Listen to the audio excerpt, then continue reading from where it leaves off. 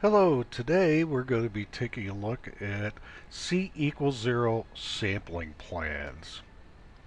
But before we start, we have to take a look at some vocabulary terms. Uh, the first term is data, numbers obtained by measuring and observing and counting real objects in the physical world. So this is not theoretical, it's real world. A population is a complete set of measurements or observations that interest the person collecting a sample. Sample, a subset population, so it's part of the population. And we're going to be collecting variables. That's a characteristic of an individual object that is measurable and takes on different values. There's two types of variables. The first is continuous variables, and those are values that can take on any fractional value along a scale. Then we have discrete variables. That's variables that can take on values only at specific points along the scales, otherwise known as go, no-go information. For the C=0 sampling plan, there's some terminology we need to understand. It's the first acronym that we're going to run across is called AQL. The acceptable quality level is a maximum percent non-conforming. Sometimes the customer will specify the AQL, or if the customer doesn't specify an AQL, you can have a company specified AQL. We need to determine what the lot size is. That could be a skid, a truck, a pair of boots. You have to determine what the lot size is, and then we have to make a sample selection using the C=0 sampling plan. So let's just dive right into this. Here's a C=0 sampling plan.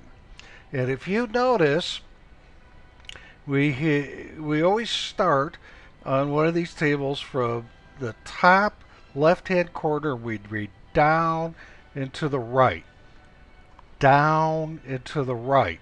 So let's say the company specified AQL is 10. Notice we have a column labeled 10.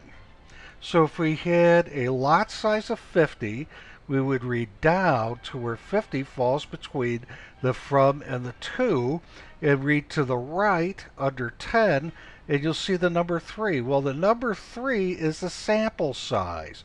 So we'll sample 3 units randomly. If 1 unit is non-conforming, we reject the lot. Let's try this again. Let's say we had 25,000 units coming in. We read down to where 25,000 falls between the from and the to. And we notice here we have 10,001 to 35,000, so 25,000 falls between here.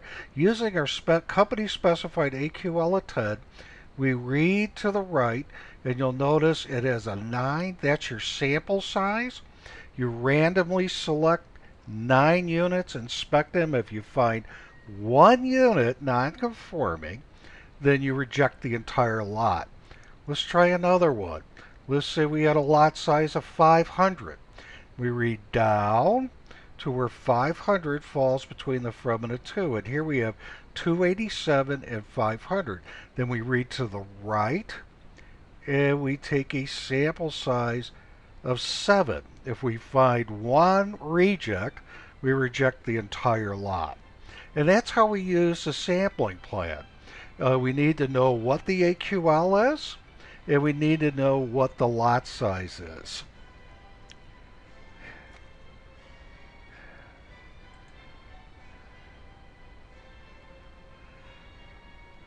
So, where to go to get more information on this?